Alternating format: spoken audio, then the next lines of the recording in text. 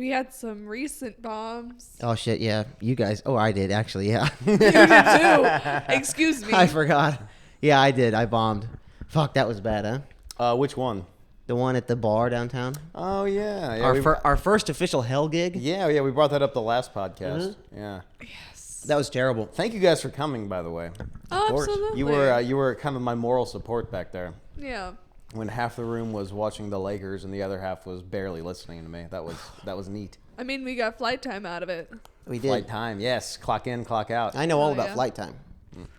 Hell yeah. I'm always flying, man. Yeah. Got a bunch of hours. Yeah, it was definitely a hell gig, but yeah, you got to some flight time. We bring that up a bunch, and I've never heard anyone else say that. Like when you're on stage, like the comedy clock starts, and when you're not on stage, it's not going. Mm-hmm. You know, like we've been in stand up for.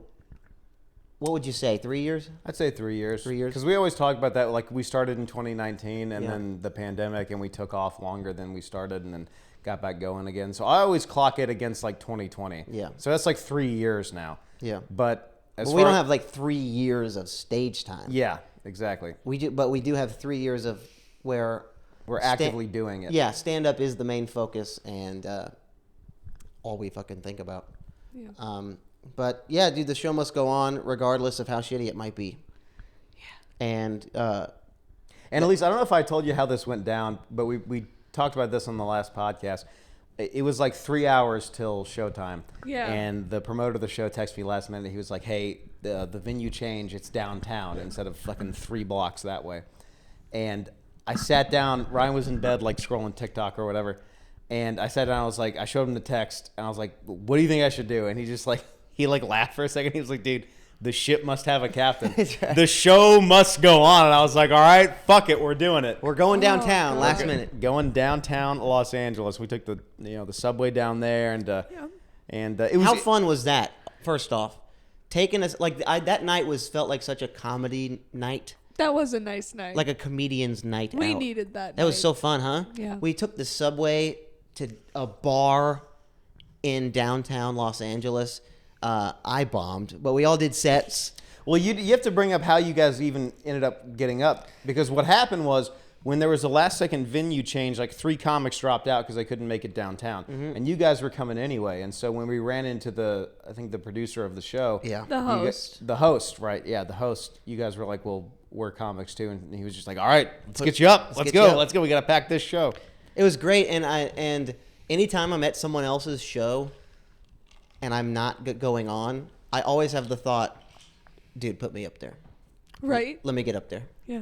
And this was the first time where they did, and I bombed. You ate a plate of shit. It was dude. bad, Not and your best work. I think it would have been better in a more stand-up environment, but this was just a fucking bar with 5 TVs blasting the Lakers game, and but then we fucking took the subway back and hit a diner, and drunk stumbled home at 1 a.m. It was I mean that's the shit, man. That's the shit that's so fun. That was really fun. You got a show out of it too. Yeah, I at did. least I got a show out of it. I got my own little hell gig out of it. That was an interesting one.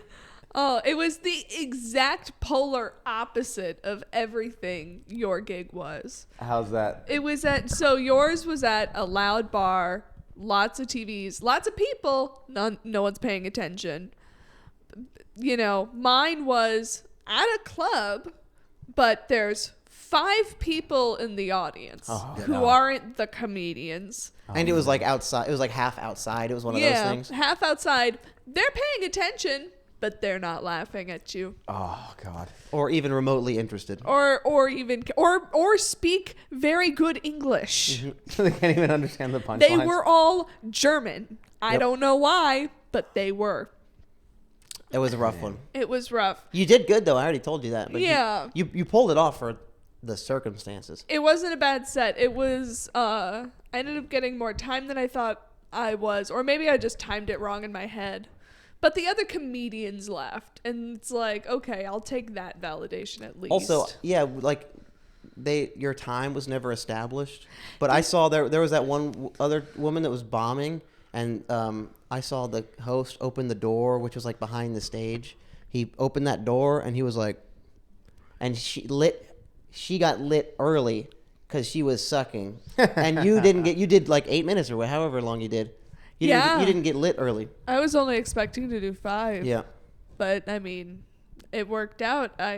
They all, all the jokes went over semi well, so I'll take it as a win. It was also the first time I'd gotten booked in so long because, you had gotten word from a mystery friend that, the person who produced this show probably doesn't produce great shows, and you probably don't want to do it. But you did it, and it ended up being okay. And then he offered it to me, and I was like, look, I can't turn down anything. Nope. Yeah. And it didn't end up being the worst experience on the planet, so let's just go with it. Yep. You have to get it in while you can. Yeah. If someone's offering you a show, man, I think you gotta take it. We're not in an opportunity in our career where we can be like, I'm not going to do that. Yeah. You got to take everything that comes in. Every little bit of stage time you have to say yes to. Yeah, because like I don't have any leverage to be like, nah, not this show. Not. Yeah, no. I think you just have to take anything that they give you and do it and bomb a lot. Yeah. And then maybe later on, once you can start to say no to things, Yeah, but we're not even remotely close to that. No. You give me a bar show, I'm like, yes. Yeah. Thank you so much. Thank you so much for the Yeah. stage time. I'm saying For yes real. to unpaid bar shows. Yeah. And eventually I'd like to say no to, unpaid bar shows or something. Yeah. It's like, no, I can't make it. I'm doing the main room at the Comedy Store tonight. But think about how many big names are going over to places like the store or the Improv, and they're not getting paid a dime to be there. Yeah. And they're just up there doing it because they can, big name people, I don't think Bobby Lee gets paid to show up there every time he's there. No, they get paid, but it's like It's it's 15 bucks. Yeah, it's 15 bucks. So every time they do a set, it's 15 bucks. But I've heard stories where they always just give it to the door guy. the door guy or the bartender. Andrew Santino talks about that a lot. Every set that he does at the store, he just straight to the door guy or the bartender. Because it's 15 bucks. It's 15 bucks, dude. Because Yeah. and that was set back during the comedy strike at the store. That was back in the 70s. Yeah. All the comics striked at the Comedy Store because they wanted to get paid. So there was this big strike, and then they settled on 15 bucks a set, and it's just never changed. Yeah. So every set you do, you get 15 bucks. But that's also back when, not everybody was making road money. Yeah. So it was that probably meant a lot to them. But now that it's you can just go on the road, you can just do a string of dates and get a check. Or podcasts and Yeah, stuff. yeah. And it's and back then it was they said they were we just want, give us gas money and a drink, give us enough, 15 bucks. And back then that was pretty good, I guess. Oh, yeah. That could get you an actual tank of gas Yeah. back then. Yeah. That was probably 50 bucks is now. Yeah. Back then. And now, that's just so little, and they've got enough money. So, yeah, I've heard they just give it to the door guys, Makes sense. which is good. And Yeah. I'll do that. Yeah, it's so funny. It's funny, we're not making any money. We're doing the opposite. We're making a little bit of money. We've made money once. I've kept track of it. I've made $30 whole. Hell yeah. Doing stand up. Hell yeah. $30 between 2 gigs. I've had 2 paid gigs so far. Hell yeah. $30. Hell That's 1/4 a tank of gas in the truck. I've made $7.50 in 3 years. Damn. Just off stand-up. That's not great. Hey, it's not nothing though. It's not nothing. Better than zero. But imagine doing a job. Imagine applying for a job, right? Yeah. And they said, "Okay, we're gonna pay you $7.50 every 3 years." Oh. And I'm going, I'll take it. Ah. That's Give me that. That's how SpongeBob works. Yeah, almost. Bad. Yeah. Bad. Awful wages. $7.50. That's that's probably the minimum wage, right, for an hour. That's I don't know. a Big Mac. Yeah. Yeah, that's like a McGriddle Yeah. and a water. Hey, for 3 years of your service, thank you so much for the work that you've done. Here's a Whopper. You get a Whopper. Damn. Not even fries. You Yeah. don't get fries. You don't Fries get. It's are not extra. a combo. No, it's not a not combo. a combo. It's just the sandwich. Damn, dude. Oh my god. And I'm saying yes to that. That's crazy. Yeah. Shows don't come so often that you just got to take them. Yeah. I haven't done a show in a bit, I think. Last one I was at Fourth Wall Cafe. That's a good place. But you had a good streak there for a minute. I did. You had a really nice streak. Both of you did. Both of you had a moment where you were like getting stuff for a minute. And then it's I'll kind of leveled out. I'll tell you why that happened was because there was a minute at like the beginning of last year, like 2022, where we were hitting like a bunch of different open mics and meeting a bunch of different new people.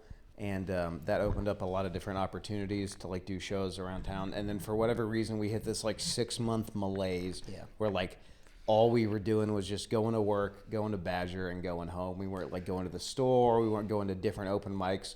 Like we weren't writing new jokes. It was like this kind of dip. But then as soon as, you know, like we recognized that, we were like, we need to start getting out there again. Mm-hmm. And as soon as we started going to, you know, other spots around town, like Doing more almost sets. instantly opportunities started opening up again. Right. So we're on that like that kind of next ride of it. I don't know what that 6 months was. Maybe we were just like depressed or like lazy or something. But It's definitely depression and laziness. And but all I know is that Contentment. the second that we started doing other mics around town and meeting new people, that's the second that other opportunities started to open up. yeah, it's all up to you.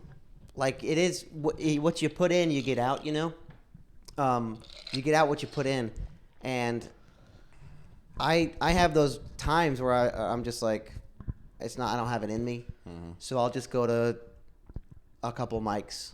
We'll go to the home game. We always Yeah. call Badger the home game. Yeah, but if you really, if you start putting yourself out there, going to different mics, actually talking to comedians afterwards, hanging out, having a cigarette in the parking lot, networking, and doing good on stage, like it all comes down to doing good on stage.